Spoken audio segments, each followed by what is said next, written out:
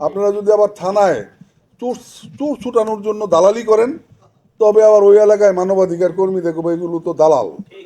তো এইখানে আপনারা মানবাধিকার কর্মী, আপনারা যদি ঠিক থাকেন, সত্যের পথে চলেন, মানুষের সেবা করেন, তবে আপনাদের চেয়ে শক্তিশালী কেউ হবে না।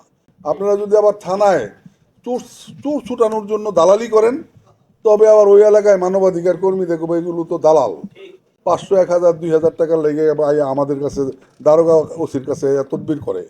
সেই মানবাধিকার চাই না, আমরা সেই কর্মী চাই না। আমরা চাই সৎ মানবাধিকার কর্মী।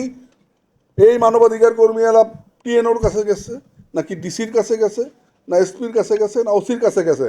কে আসছে? রিয়াজ আসছে।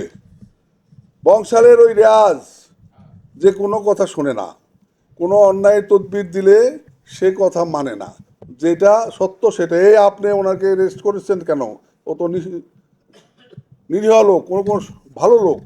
আপনি ওনারে ছেড়ে দেন, যেমনি তুলে আনছেন। না হলে কালকে থেকে আমাদের থানার সামনে 200 মানবাধিকার কর্মী অনির্দিষ্টকালের জন্য অবস্থান ধর্মঘট করবেন।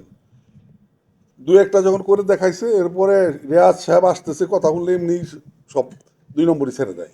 তো আমরা এরকম মানবাধিকার কর্মী চাই, যাদের আওয়াজ, যাদের ছায়ায় অসভ্য, তারপর কি বলা হয়, আপনার যারা দুর্নীতিবাজ সরকারের কর্মীরা, কর্মচারীরা যেন আপনার এই মানবাধিকার কর্মী আসছে, বাংলাদেশ মানবাধিকার কমিশনের এই কর্মী নেতা আসছে, তার কথা শুনেই যেন পালায়।